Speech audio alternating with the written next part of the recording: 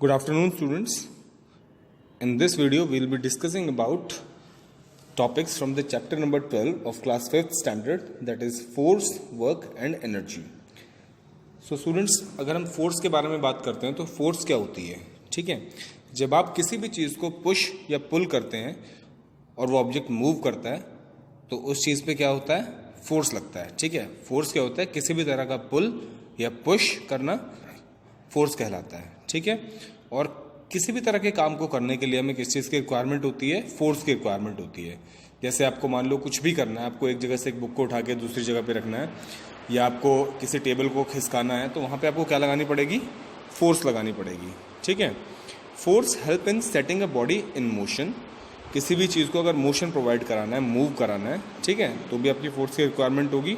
And it can also help in stopping the body. और किसी body, अगर कोई बॉडी आपकी मूव कर रही है, उसको रोकना है आपको, तो उसमें भी किसकी रिक्वायरमेंट होगी, आपको फोर्स की रिक्वायरमेंट होगी, ठीक है। जैसे कोई बॉडी मूव कर रही है, जैसे आप साइकिल चलाते हैं तो आप क्या करते हैं, ब्रेक्स दबाते हैं, तो ब्रेक्स दबाने में भी फोर्स लगती है और फिर आपकी साइकिल क्या होती है, रुक जाती है, ठीक है। And force is said to be applied when object is twisted, bent और स्क्वीज्ड, ठीक है। किसी भी ऑब्जेक्ट पे फोर्स कब लगती है, जब उस ऑब्जेक्ट को या तो आप ट्विस्ट कर देते हैं, घुमा देते हैं, ठीक है, बेंट कर देते हैं, मोड़ देते हैं, या फिर स्क्वीज़ कर देते हैं। स्क्वीज़ मतलब उसको दबा के पतला कर देते हैं, ठीक है। तो इन सब केसेस में क्या कहते हैं, फोर्स लगती है किसी भी ऑब्जेक्ट के ऊपर। फोर्स किसी भी चीज़ की डायरेक्शन भी चेंज कर सकती है।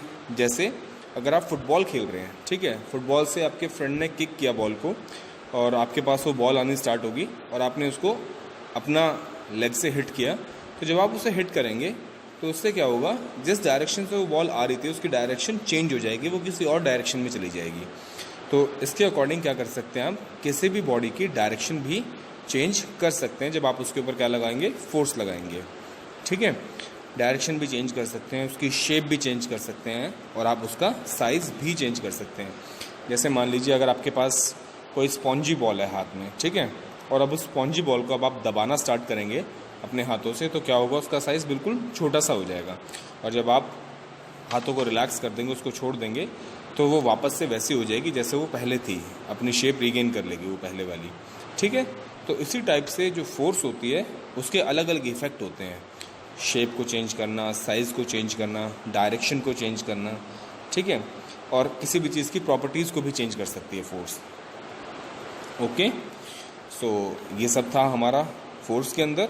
तो आपको सिर्फ इतना याद रखना है कि किसी भी चीज़ के ऊपर अगर आप किसी चीज़ को पुश पुल कर रहे हैं तो उसके ऊपर आप फोर्स लगा रहे हैं, या फिर जब आप किसी चीज़ को ट्विस्ट कर रहे हैं या बेंड कर रहे हैं या स्क्वीज़ कर रहे हैं, ठीक है।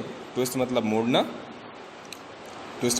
मोड़ना, बेंट मतलब उसकी शेप चेंज कर देना अलग तरह से, एंड स्क्वीज़ मतलब क्या होता है, उसको दबा के उसकी शेप चेंज कर देना।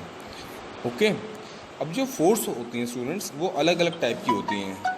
हमारे जो नेचर है, हमारा जो एनवायरनमेंट है, इसमें अलग अलग टाइप की फोर्सेस क्या होती हैं, एग्जिस्ट करती हैं। सो जो हम इस चैप्टर के अंदर पढ़ने वाले हैं वो कौन कौन सी फोर्सेस होंगी, वो होंगी frictional forces, balanced force, gravitational force, magnetic force and electrostatic force. ये सारी की सारी फोर्सेस हम इस चैप्टर के अंदर पढ़ेंगे one by one. Okay, so will be starting with the types of forces. इसमें सबसे पहला जो टाइप आता है हमारे पास वो है फ्रिक्शनल फोर्स का। तो फ्रिक्शनल फोर्स कौन सी होती है, it is a force that tries to stop the object sliding across each other. मतलब जो ऑब्जेक्ट एक दूसरे के साथ लग के मूव कर रहे हैं उनको रोकने का काम कौन करती है, आपकी फ्रिक्शनल फोर्स करती है। जैसा यहाँ पे आपको इस स्लाइड के अंदर दिखाई दे रहा है, एक पर्सन क्या कर रहा है, स्कीइंग कर रहा है, ठीक है, जो सबसे ऊपर यहाँ पे फर्स्ट में है जहाँ फ्रिक्शनल फोर्स लिखा हुआ है। ये पर्सन क्या कर रहा है, स्कीइंग कर रहा है, स्नो के ऊपर, इसको स्कीइंग करना बोलते हैं इस टाइप से। तो इसके पैरों के नीचे जो स्कीज़ हैं इसमें और जो स्नो है उसके बीच में जो फोर्स लगेगी उसको हम क्या बोलेंगे, फ्रिक्शनल फोर्स बोलेंगे, ठीक है।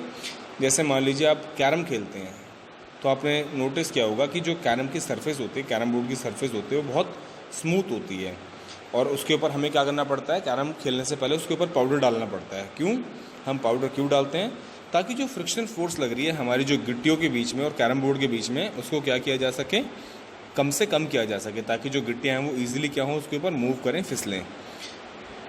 बिकॉज फ्रिक्शनल फोर्स हमेशा एक्ट करती है movement of carrom coins when there is less powder. अगर आप पाउडर नहीं डालेंगे कैरम बोर्ड के ऊपर तो क्या होगा, वहाँ ज़्यादा फ्रिक्शनल फोर्स लगेगी और उसकी वजह से जो कॉइन्स होते हैं, कैरम कॉइन्स या जो कैरम की गिट्टियाँ होती हैं, वो आराम से मूव नहीं कर पाएंगी, उनके ऊपर ज़्यादा फ्रिक्शनल फोर्स लगेगी। ठीक है, और वो फ्रिक्शनल फोर्स लगेगी तो वो उनके मोशन को अपोज करेगी, मतलब उनको मूव होने नहीं देगी आराम से। तो इस टाइप की फोर्स को जो किसी बॉडी का मोशन अपोज करती है उसे हम क्या कहते हैं, फ्रिक्शनल फोर्स कहते हैं। अभी जो फ्रिक्शनल फोर्स होती है ये बहुत इंपॉर्टेंट भी होती है हमारी लाइफ में। ठीक है, कहीं कहीं पे ज़्यादा फ्रिक्शन का होना ज़रूरी होता है और कहीं कहीं पे कम फ्रिक्शन का होना ज़रूरी होता है। अभी कैसे हम इस चीज़ को वो कर सकते हैं क्लासीफाई, ये मैं एक्सप्लेन करूँगा आपको। So did you have ever try running on a floor which is smooth और वेट? क्या कभी आपने कोशिश की है कि कोई फ्लोर जो बहुत स्मूथ हो या जिसके ऊपर पानी पड़ा हो उस पर आप भागे हो कभी? सो अगर आप उस पर भागने की कोशिश करेंगे तो ज़्यादातर चांसेस में क्या होता है कि आपका पैर स्लिप कर जाएगा और आप गिर जाएंगे। ठीक है, क्यों? क्योंकि अगर कोई सरफेस बहुत ज़्यादा स्मूथ है या किसी सरफेस के ऊपर पानी गिरा हुआ है तो वहाँ पे फ्रिक्शन क्या होता है, बहुत कम हो जाता है।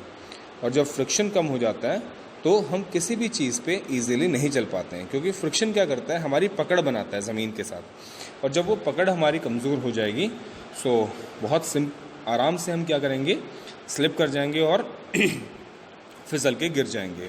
ठीक है, और आपने देखा होगा कि जब आप शूज़ नए ख़रीदने के लिए जाते हैं या जो पुराने शूज़ होते हैं आपके, जिन्हें आप काफ़ी टाइम तक पहनते हैं, तो क्या होता है कि नीचे वाली सरफेस जो होती है, उनका जो सोल होता है, जिसको सोल कहते हैं, वो घिस जाती है पूरी तरह से। ठीक है, वो पूरी तरह से घिस जाती है और शूज़ आपके क्या होते हैं, पुराने हो जाते हैं। फिर आप नए शूज़ खरीदने जाते हैं। तो नए शूज़ खरीदने का पर्पज़ क्या है कि जो पुराने शूज़ हैं उनका सोल घिस गया है और इस वजह से जब आप चलते हैं तो आपका पैर कहीं ना कहीं से फिसल जाता है, कभी कभी कहीं गीले पे पड़ने की वजह से, तो उसकी वजह से आपकी ग्रिप कम बनती है। तो वो जो ग्रिप कम बनती है वो इस वजह से बनती है क्योंकि जो शू की नीचे वाली सरफेस है वो कैसी होगी है, प्लेन होगी है। ठीक है, और वहाँ ग्रिप कम बनती है, इस वजह से फ्रिक्शन कम लगता है और हम गिर जाते हैं। वहाँ रिक्वायरमेंट होती है हमें नए शूज़ की। अगर हम नए शूज़ नहीं पहनेंगे तो क्या होगा, फ्रीक्वेंटली हम गिरते रहेंगे। अब हम बात करते हैं नेक्स्ट टाइप की फोर्स की, जो हमारा सेकंड टाइप आ जाता है, उसे हम कहते हैं balance force.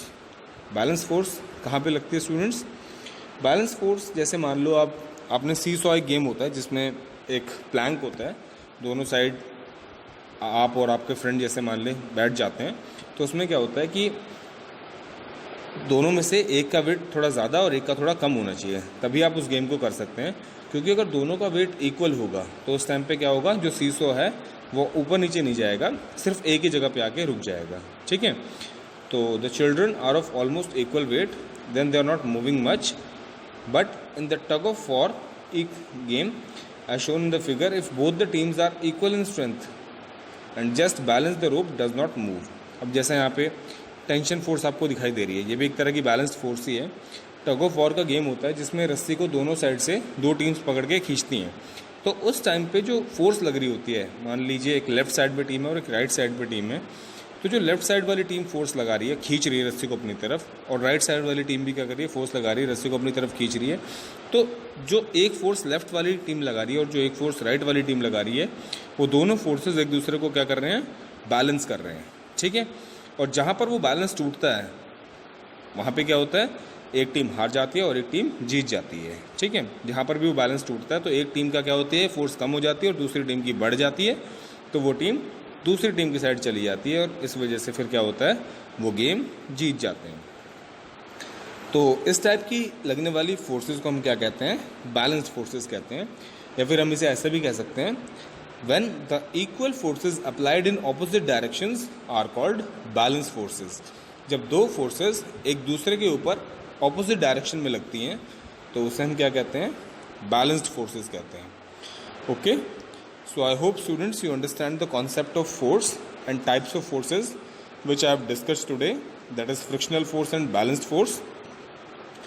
So thank you very much students for listening me so far.